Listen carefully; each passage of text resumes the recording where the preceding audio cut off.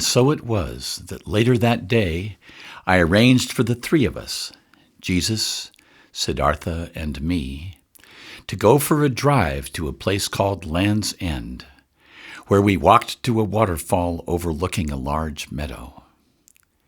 Jesus appeared not just excited, but almost ecstatic to be spending this time with Siddhartha.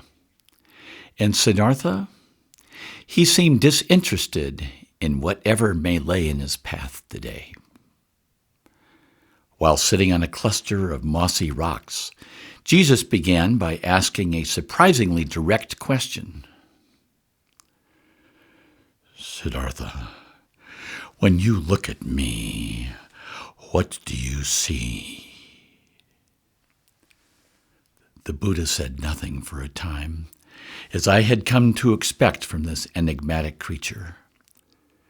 He just looked at Jesus' eyes and at his body, which was healthy, but which was also shaking with fear.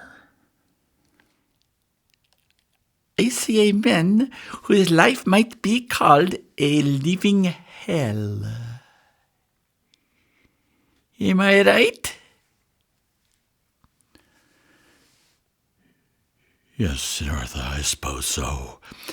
I do care deeply about what is happening to my people, and I'm disturbed at seeing how they still fight with armies and amass great fortunes and share so little of their wealth with the poor. Yes, this troubles me greatly. But Siddhartha, what you don't seem to be able to understand is that you can't have love without pain. They go together, so you can take your goddamn passionless views and stick them up your ass! Amazing. I knew from reading about Jesus' behavior with the money changers in Jerusalem that he had a temper. But I never expected to witness this kind of language from him, and addressed, of all people, to the Buddha.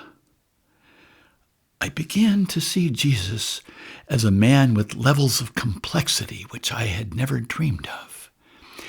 Inside his heart, there might be infinite love, but this was balanced by an angry, tempestuous side, which stood in stark contrast to the calm Buddha at his side.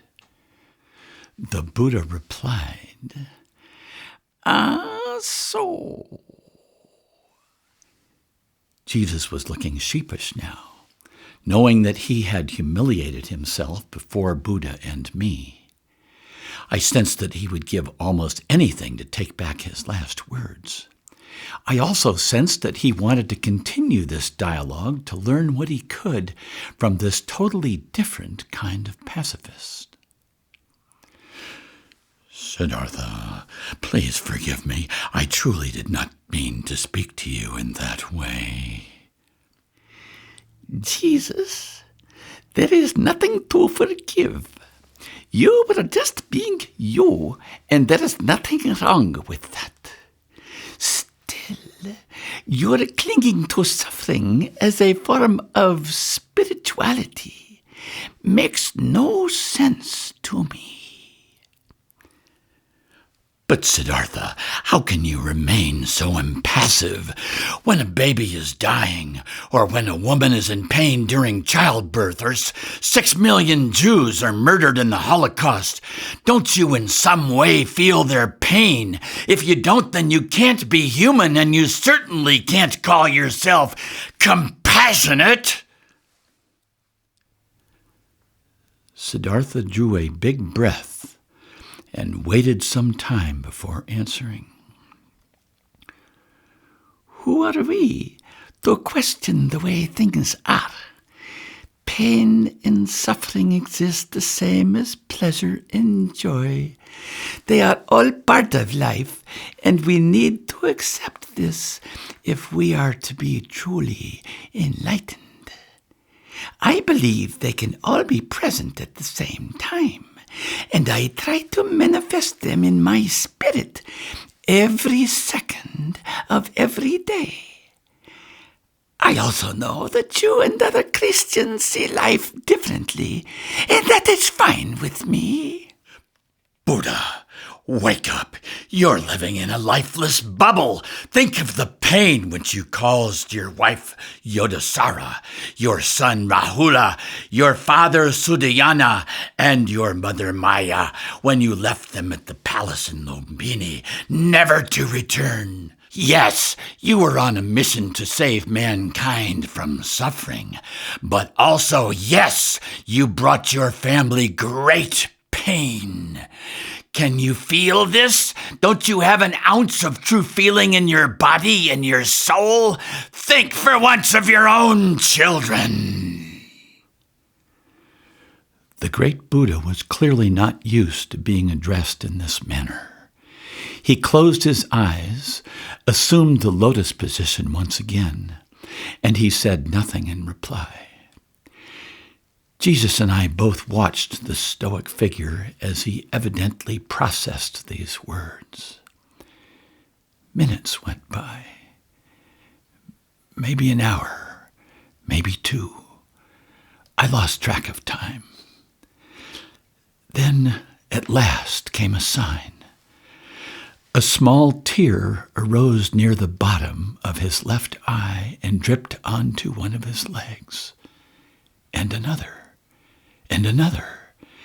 His obese body started shaking, and he wept. He wept. Imagine, the great Buddha, master of emotions, weeping. Jesus went over to Buddha, put his arms around him, and held Buddha's head against his own. Yes, Siddhartha, it's all right. It's all right to feel pain, because this is a natural part of love and of being human. But the Buddha said nothing. He neither acknowledged the feeling of pain nor denied it. I got the feeling that he was being stubborn.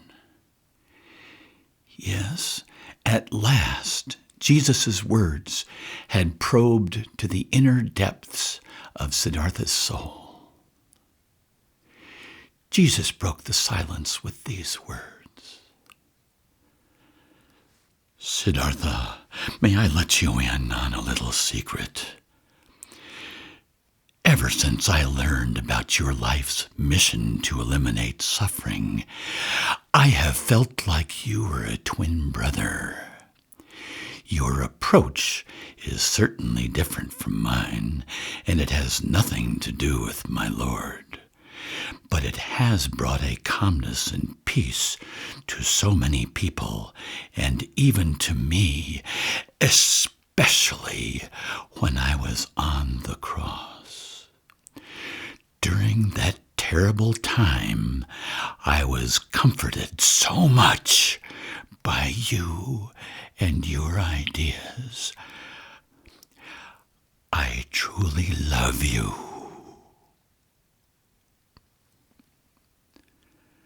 There was no conversation during our drive back to Rosewood.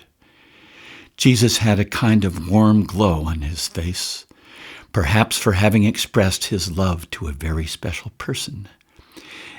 And the Buddha was still lost in a kind of enigmatic reflection.